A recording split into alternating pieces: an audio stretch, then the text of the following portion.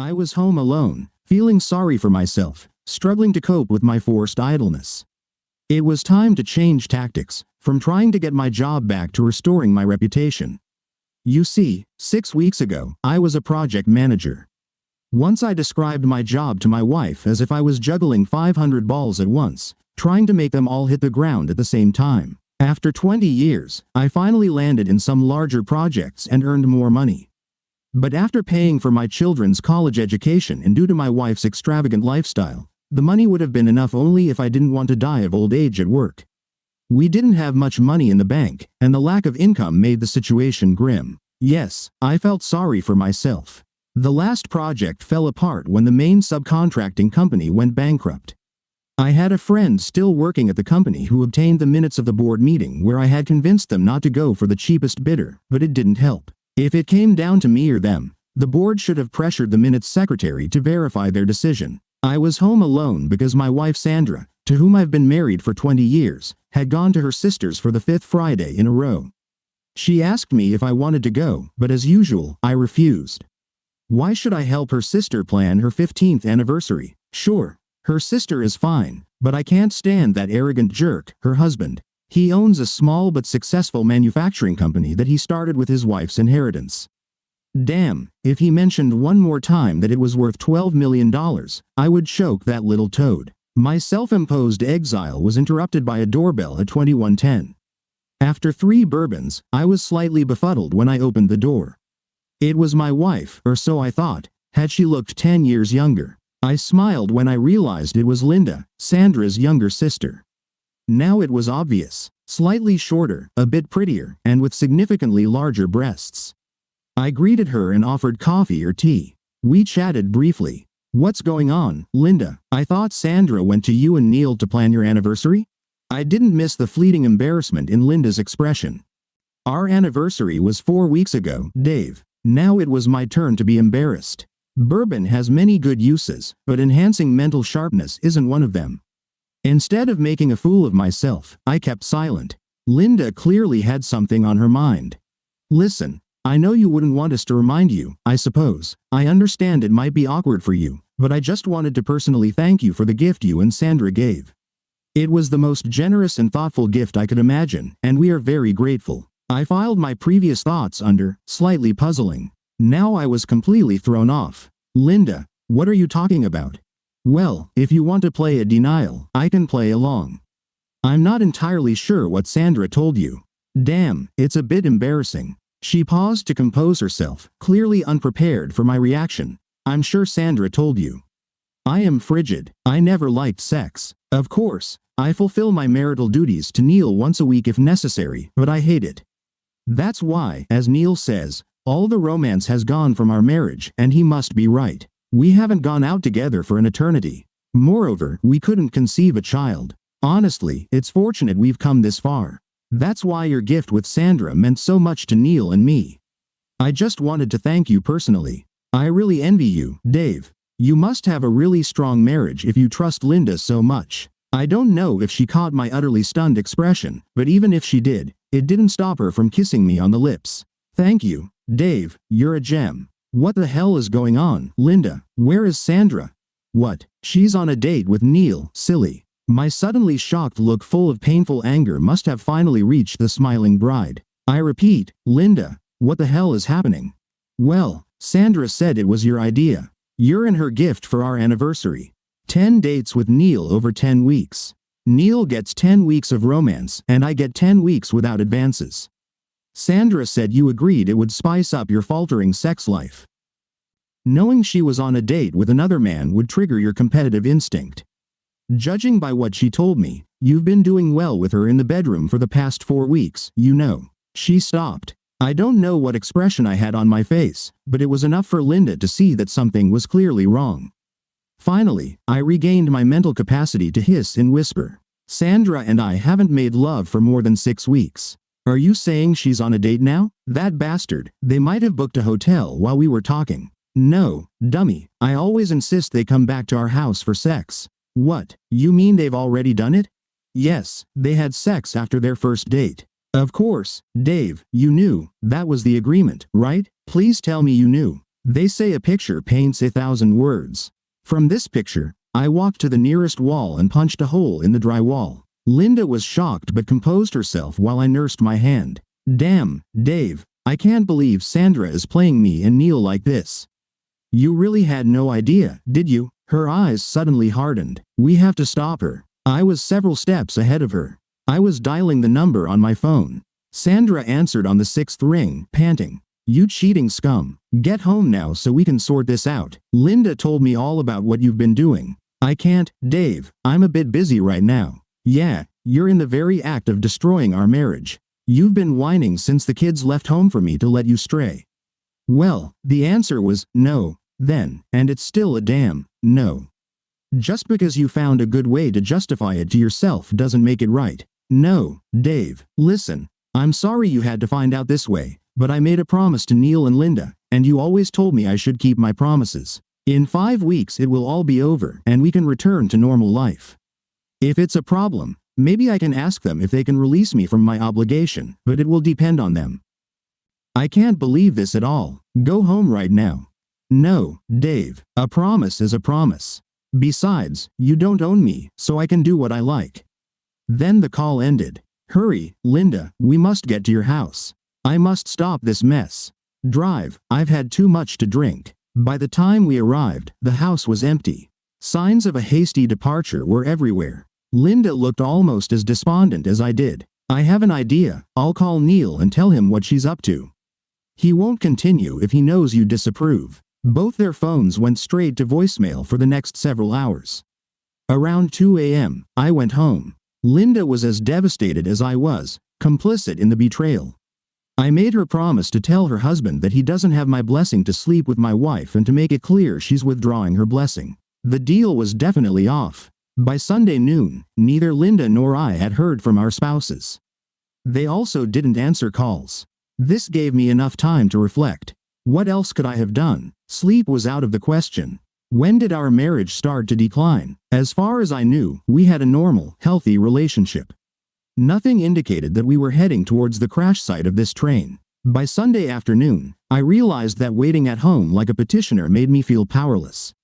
I packed a few suitcases and moved to a motel. I hadn't heard from anyone until Linda called at noon on Monday.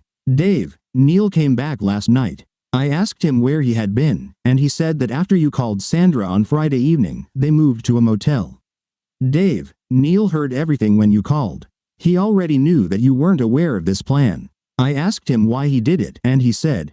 She paused and sobbed for a while. He said that I was so lifeless that he wouldn't pass up the chance to get with someone like Sandra. Oh, Dave, it was so hurtful. I made him promise to stop seeing Sandra. I recorded the conversation on my phone, in case you don't believe me. Of course, I believe you, Linda. Keep the recording anyway, it might come in handy. I also went to see Sandra today. She was vile, too. She said that if I were the right kind of woman, I could keep my husband in check. That witch has always mocked me. I asked her if she had talked to you, and she said she would wait until you stopped freaking out and crawled back home. Dave, she's planning to deceive you. I'm so upset and confused by all this, I don't know what to do. Don't do anything, Linda. Tomorrow I'm going to a lawyer, maybe then things will become clearer. Well, I must say, visiting the lawyer was not uplifting. Sandra will get half of everything we have. The only gem I got from him came at the very end. At first, I didn't understand what he was trying to say. He explained that the only time he saw a guy come out better in a situation like mine was when the husband had some spicy videos with which he could threaten his wife. Then he asked, rather suggestively, if Sandra's parents were still alive and if they went to church at all, while raising his eyebrows and looking at me. What a guy. On Wednesday, I sneaked into my old house and installed cameras in the bedroom and living room. They transmitted everything to a hard drive I hid in the basement. According to the seller, I only needed to change the batteries and download the hard drive every 4 to 5 days, depending on usage. That night Sandra finally deigned to send me a message asking when I would return home. I replied that I was out of town for a few weeks. You have a much better chance of catching a mouse if it thinks the cat is far away. It began to seem like Sandra didn't care about our marriage. I knew I certainly didn't. I kept in touch with Linda. On Friday evening, she called me and said that Neil hadn't come home. I offered to pick her up, and we went out to dinner. They say misery loves company. We managed to distract each other and had a great time. On the way back to her place, I told her about the cameras I had installed but made her promise to keep everything secret. I asked her what she would do if she could prove that Neil was cheating on her. She said probably nothing. I thought if I could confront her with Neil's infidelity, she might become embittered and consider divorce. It was the only way to get back at the bastard, other than smashing his face. I drove past my house and, of course, saw his car in the driveway. Linda cried all the way home and ran out of the car straight to her house. I went to get her and put her in bed and held her in my arms until she cried again. I was eager for Monday, the next safe time to retrieve the video recording. Linda surprised me by calling on Saturday evening. She wanted to meet again to make Neil jealous. I had nothing to lose, so I agreed. After dinner, we went dancing and had a good time. I took her home at 1:30 a.m. even before we arrived. Linda worried that Neil might have used her absence to secretly return to Sandra, but his car was at her house. At 9 a.m. on Monday, I sneaked into my old house and swapped the hard drives and batteries. Still jobless, I was free all day to review them. By the afternoon, I mustered the courage to look. Until then, all this had been somewhat of an academic exercise. Now the evidence was right in front of me. I found myself closing my eyes when the footage of them entering the bedroom came up. I realized the camera was slightly off. It only captured the upper half of their bodies, but the sound was clear. I opened my eyes again soon after, faintly noting his climactic grumbling. When I looked at the scene, they were lying next to each other and talking. I listened. Then I excitedly called Linda and told her to bring her ass to my motel.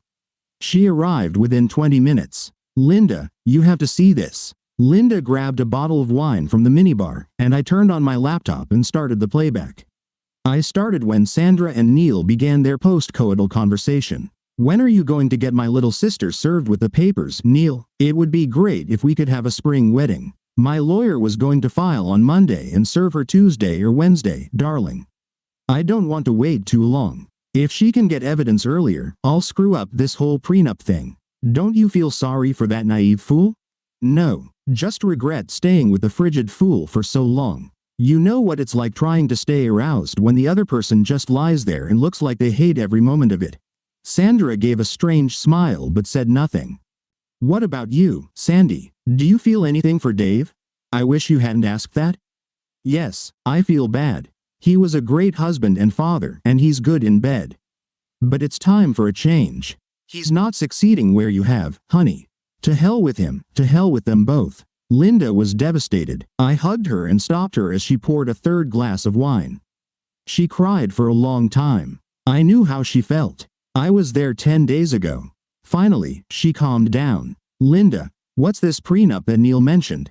Oh, Dad made us sign it before we got married. What's in it, Linda? It was Dad's attempt to protect my inheritance. If Neil cheats, I get everything. I think there's a copy at home. Linda, do you realize what this all means? What, Dave? This means that either tomorrow or the next day, you'll be served with divorce papers due to irreconcilable differences. He'll ask for half of the house, half of the bank accounts, and half of the company. How much money do you have in the bank? Last time I checked, it was almost $2 million. Wow, how badly do you want to ruin his life, Linda? As much as I can, Dave. What can you do? Well, it seems to me that if you file for divorce citing marital infidelity, using my video as evidence, he'll walk away with just his shirt, and you'll become a very wealthy divorcee with a huge bank account, a beautiful home, and a $12 million company. Do you want to do this, Linda? With a smile wider than a used car salesman's, Linda laughed. Isn't it obvious? Marry me, darling, marry me. Knowing me for so long, she got the joke and laughed again. We hugged once more before getting serious again. Linda asked, "Are you sure the video is good enough? Have you watched it all?" After admitting I closed my eyes during the indecent parts, Linda insisted we watch it all together. She held my hand to help me get through it. As the sexual parts began, it was like a brainwash. It showed my dear wife and Neil getting undressed. With no attempt at foreplay, Neil and Sandra had sex. The quality was good enough to see her displeased, frowning look. 43-year-old women need some warm-up. Ungraciously, he just started having sex. Sandra made all the right noises, but her face remained neutral. I almost choked when, after about a minute and a half, she actually looked at her watch behind his back. I paused the video. Linda, is this typical behavior for Neil? Yep. I assume you were a virgin when you got married. Am I right? Of course, I was, Dave. Risking this being too personal, Lynn, how long is Neil, his thing? About this, Dave, she said, showing with her thumb and forefinger. No, I mean when it's hard, Linda. It's like this when hard, Dave. I couldn't stop laughing. Well, Lynn, I think I've solved another one of your problems. No foreplay with his technique, and with such a small package, it's no wonder you don't enjoy sex. You see, Linda, I don't think you're frigid at all. That would be fantastic, Dave. Can I go to a doctor and have some tests done or something?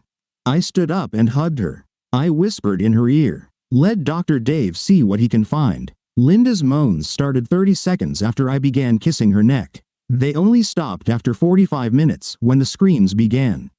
45 minutes that included undressing and caressing every part of her magnificent body. She was still a bit nervous when I kissed her, but that soon changed. After her first climax, I tried to go further, but she had never experienced anything like it. With her hands, she insistently kept my head there for the second round. When she fell asleep, exhausted but satisfied, I slipped out to prepare some snacks. When I returned, Linda was just coming out of the shower. She looked very nervous. This soon passed when I kissed her deeply and for a very long time. This time, I resisted her hands pushing my head and made love to her as it should be. I don't claim to be a Casanova with immense talent, but she seemed to have no complaints. We spent the rest of the day and night kissing, making love, and talking. The next day, Linda requested and secured an emergency meeting with her lawyer. Armed with my video and 2 statements, he began the case. The rest of the day and night, Linda and I played Scrabble. Honestly, guys, what did you think we were doing? Linda was on a mission to make up for lost time. I learned that there were some positions that just didn't work. No matter how hard I tried, I couldn't muffle her screams with a pillow in some of them. Both of our phones were ringing for the second evening in a row, but we ignored them. On Wednesday morning, Linda called Neil and told him she would be home all afternoon. Sure enough, at 3:15 p.m., there was a knock at the door. I opened it to see a young guy in a suit. Please come in, we've been expecting you. Linda is in the bathroom. Would you like some coffee? Slightly bewildered, he automatically agreed and entered. I yelled, Linda, the process server is here with your divorce papers. While we waited, we chatted. He seemed like a decent guy, named Phil. By the time Linda came out, our coffee was half ready. You know women in bathrooms. She approached Phil. Yes, I'm Linda Winters. You have something I want. After Phil did his official bit, we chatted for a while longer. Turns out it was a crappy job but well paid. He declined a second cup and thanked us for such a unique experience. Strange but pleasant, Linda got one of his business cards. Resisting the urge to laugh, we left the sealed envelope on the table as we headed back to the motel. I waited for Sandra to return home from work in the evening. I took the opportunity to swap out the hard drive and batteries. I cut off her half-hearted apologies and immediately started showing the edited highlights of her home video. She reacted furiously when I said that when she hands me the divorce papers, they'd better be damn generous, or the video goes public. She threw me out. Her cautious plan had derailed and crashed into the ravine. The next day, Linda, I, and our new friend Phil waited for Neil when he returned home. Phil enjoyed it too. I stayed while Neil packed his things, always positioning myself between him and Linda. I wanted him to try something, and he knew it. 65 minutes later, he was gone. 35 minutes later, all the locks were changed. The bank and business accounts had already been frozen. Answering Sandra's call at 9 p.m., I was puzzled by her friendly tone.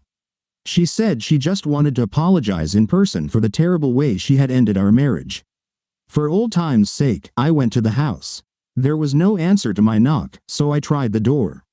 It was unlocked. I heard Sandra's passionate screams echoing up the stairs. Playing their game, I approached and peeked into our bedroom. Relieved, I felt nothing but contempt for what I saw. After half a minute, Sandra pretended to see me for the first time. You didn't plan to miss this, did you, Dave? Don't worry about me. I've got a real man now who satisfies me. Don't worry, dear. Ignoring the curses and flying objects, I quickly retreated, wondering what all this was about. The next day, my first task at the new job was to fire my predecessor. The company, based on her money, was registered in Linda's name. Neil should have known his company adhered to a strict moral code. After all, he wrote the damn thing. Knowing nothing about manufacturing, I spent the morning talking with the senior staff and appointing an interim manager. I received their full support. I had just finished the essentials when I was arrested, apparently for assaulting Sandra Brown and Neil Winters. I had to admire the strategy. It explained the purpose of the previous night.